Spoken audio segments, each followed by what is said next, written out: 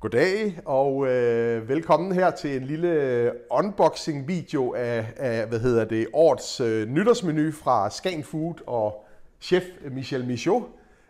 I år har vi jo haft en kæmpe fornøjelse at lave menuen sammen med kokkelegenden Michel Michaud. For 11 år siden, da vi startede med at lave nytårsmenuer ved Skagen Food for allerførste gang, der var det også sammen med Michel, dengang ude på Ruths Hotel. Og så har vi så kørt det nu med skiftende køkkenchefer fra Ruths Hotel i 10 år. Og i år har vi lokket dig tilbage til Arnestedet her og endnu en runde i det her sjove spil, som er årets nytårsmenu. Så det kan I godt glæde jer til. Michaud og jeg har bestilt en menu til 2 kuverter, som vi vil prøve at unboxe her, eller åbne og vise jer, hvad indholdet af kassen er, og måske komme med et par gode råd til, hvordan I bedst muligt forbereder jer på at lave maden, som I jo skal lave i morgen. I modtager den her menu dagen før nytårsaften. Papkassen herover indeholder alle de ting, som ikke skal være iskolde. Det første, I støder på, det er vejledningen. Den er her, ligger nede i en plastikpose. Det er altså et rigtig godt råd at kig den rigtig godt igennem, læs den igennem, fordi der står en masse gode fif og råd til, hvordan I kan få en meget, meget nemmere aften, når I skal stå for maden på selve dagen. På side 2 af vejledningen er der lige en vigtig detalje, det er den her, lige da man kommer herover, der er checklisten, og på den her checkliste, der kan I så, her kan I se alle, har I bestilt til 2 kuverter, 3 kuverter, 4 eller 6 kuverter, så kan I se, hvor mange bøtter og hvor mange af de forskellige ting skal der være. Og der er også de farvekoder, som vi kommer ind på senere. De forskellige bøtter er markeret med forskellige farver, så man ved, om de hører til forret, snack eller hovedret eller dessert. Men lad os komme i gang med at kigge på indholdet. Jeg synes, vi skal starte med at tage det ud, der er herovre i papkassen. Der er nogle krydderurter, som skal bruges til at stege med kødet. Der er tallerkensmækker, der skal bruges til forretten. Der er den mixede salat, som skal bruges til hovedretten. Kl. 24 skal vi have kransekage. Nogle forskellige elementer, der hører til retterne her, kan I se, det er det sprøde kyllingeskind. Det her, det er jordskokkepyréen, og det her, det er de saltede nødder, der skal herover. Og her kan I godt se forskellige farvekoder, afhængig af, hvad for en ret det er til. Langt de fleste ting har farvekoder. Så er der noget brød. Det lægger vi herover. En enkelt citron til at justere syre i saucer og supper. Og så har vi den her lille frækkert her. Og det er jo altså Michel Michauds helt egen chokolade. Nej, det er som så godt. Det er nemlig godt. den kan I godt glæde jer til. Det er lige den, der sætter prikker over i'et, når I kommer til desserten. Så den hører til desserten. Den lægger vi her. Godt. Så hopper vi igennem kassen med alt tilbud her. Så kommer vi herover til flamingokassen. Og her, det hele ligger på is, og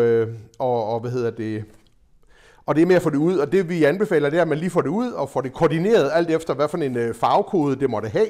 Rød sammen med alle de andre røde, og så måske få det placeret i køleskabet, så det er nemt at tage dem ud. Altså, når du kommer til den gule, så ved du, det er snack. Når du har den blå, så ved du, det er til første ret. Suppen er orange, og så fremdeles. Så det anbefaler vi, at I gør på den måde her. Så her har vi en, der er rød, så ved jeg, det er til desserten. Det var cremen, der skulle gå til desserten. Her har vi jordskokcremen, som går til den første servering. Og sammen med den herovre, ja, lige præcis. Her har vi endnu en, der går til snackserveringen, der er markeret med gul. Det er de her Svisker. Og jeg siger Agen, men den ægte franske. Agen-svisker, ja tak. Verdens bedste svisker for øvrigt. Vendt med den her gode alsaciske bacon, eller latte d'Alsace. Herover er der noget, det har ikke markat på, men det giver sig selv. Det hører til snackservering, det er kaviar og det er blinis, så det lægger vi herover. Og vi har creme fraisen, det er også til snackserveringen. Det kommer også herover. Så har vi noget, der hører til hovedretten, syltede tyttebær, kommer herover. Og her har vi signatur trøffelsauce, det er også hovedretten. Og pomme puré, det er hovedret. Så er der smør til at servere til maden, det kommer herover, det er sådan til alle retterne. Her har vi perlehøne velouté, det er suppen. Og så har vi, her har vi tartan på jomfruhummer og kammuslinger. Og tartan på jomfruhummer og kammuslinger, der er et lille fif her, som vi vil give jer. Det er, når I sætter den ind i køleskabet, så lige vend den om, sådan der. Fordi når den så ligger inde i køleskabet i morgen, når I skal anrette den her, så er det meget nemmere lige at pille den her lille lukkemekanisme af, og så forsigtigt løfte toppen af. Så har I den ligesom, nemmere ved at få fat i den, når I skal anrette, for der tager man fat i papiret og løfter det forsigtigt over på de tallerkener, det skal være på. Så. Men jeg sætter den lige tilbage her, fordi så har vi det her. Til desserten har vi den bagte ananas, de kommer her. Så er der sådan en pose her, hvor der er lidt forskelligt guf. Der er blandt andet vakkelæg til snackserveringen. Og så er der nogle af alle de her pyréer, som hører til de forskellige retter. Der kan vi lige kigge her. Vi har sinneps vinaigrette, det er til hovedretten. Og her har vi citronkonfiten, der hører til suppen. Vi har morkel og selleripyréen herover. Det er også til... Nej, undskyld, det er til... Sup. Det er til suppen, ja. Sup, og derovre, det var til forret. Ja, godt chef. Du har styr på det. Creme på piment d'Espelette, det hører sig til snackserveringen og vakkelæggene. Det er herover det sker. Og her har vi så... Der er vi også nødt til at skal have den franske på banen, fordi det er jo... hvordan udtaler man det? Savarin. Savarin au rhum façon baba. Ja. Perfekt. Det er desserten. Fantastisk rom tilsmagt kage her, som I skal spise sammen med de lækre ananas her. Og sidst, men ikke mindst, ikke helt sidst. Her ligger selvfølgelig torsken. Torsken, som I skal portionere, afhængig af hvor mange I laver mad til. Her er et stykke til 2 kuverter, hvis I er flere. Så skal I lige have fat i torsken her, og så lige dele den i portionsstykker her. Deler man den bare på midten, og så skal den bages. Men den hører til suppen. Det her. Og her har vi oksemørbrad-tornedorerne. Og de ligger her, de er afpudset, de er helt klar til at blive stegt, men de ligger jo i vakuum, og det gør, at de lige bliver trykket en lille smule flade. Så det jeg anbefaler, det er, at vi lige åbner, åbner dem og måske sådan lige retter dem lidt op, så de får en lille smule højde på sig igen, inden man steger dem. Og som der også står i vejledningen, så er det en rigtig god idé at tage dem ud et stykke tid, før I skal stege dem. Så de kommer herover. Det var hovedretten. Så har vi sådan set igennem det. Så tror jeg da, at vi har det hele fremme her.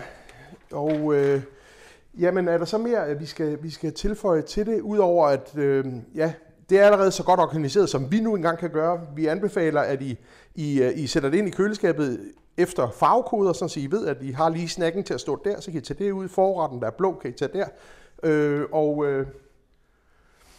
Er der noget, vi skal tilføje, chef, eller tror du... Skal vi bare give dem dit telefonnummer, så kan de ringe, hvis der er andet? Ja. Der er noget her. Jamen, det skal... Jeg tror, vi har det hele med. Vi har det hele med. Ja. Jeg skal kigge en gang til der. Og så til tartar. Super har det hele. Det kan ikke gå galt.